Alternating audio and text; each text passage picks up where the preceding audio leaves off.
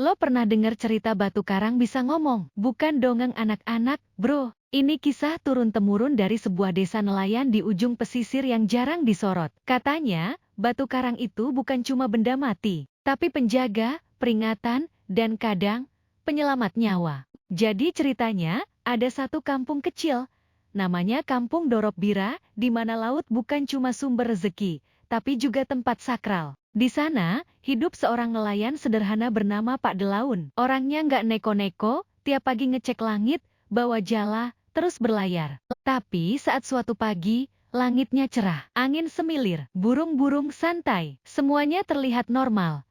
Kecuali satu hal aneh, batu karang gede di pinggir tebing, yang biasanya diem aja, tiba-tiba ngomong, "Tolong jangan melaut, Delaun tayut." Suara berat, dalam, kayak gema dari perut bumi. Pak Delaun kaget, nyari-nyari siapa yang ngomong. Tapi nggak ada siapa-siapa. Yang ada cuma batu karang tinggi menjulang yang katanya udah ada dari zaman nenek moyang. Awalnya Pak Delaun mikir, mungkin saja, halusinasi diriku kali. Tapi pas dia jalan makin deket ke perahu, batu itu ngomong lagi, lebih keras. "Ada badai Delaun taut, jangan ke laut, bandel sekali kamu." Dan lo tahu gimana orang kalau udah terbiasa? Tuh, Pak Delaun cuek aja. Dia pikir, langit biru gini, masa ada badai, ngomong apa kamu batu aneh. Dia tetap naik ke perahu dan mulai ngedayung. Tapi belum jauh dari bibir pantai, langit langsung gelap, petir nyambar, angin putar kayak naga marah. Gelombang naik 2 meter, 3 meter. Perahu Pak Delaun kayak mainan di batu raksasa. Dan di saat itu,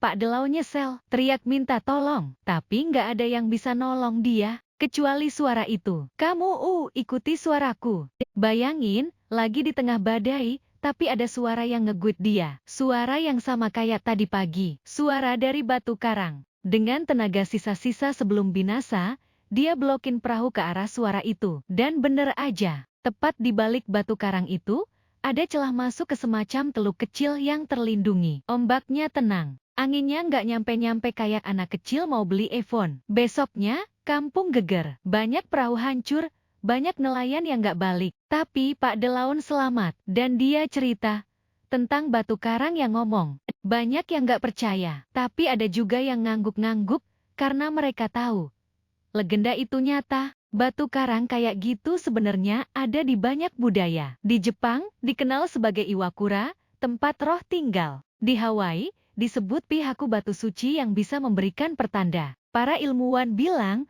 formasi batu karang bisa berdengung atau mengeluarkan suara aneh karena resonansi suara angin dan ombak. Tapi, suara itu bisa terdengar kayak kata-kata kalau lo lagi capek atau stres seperti saat ini, dalam menghadapi kenyataan yang ada. Hahaha. Apa itu berarti halusinasi? Atau memang ada roh penjaga?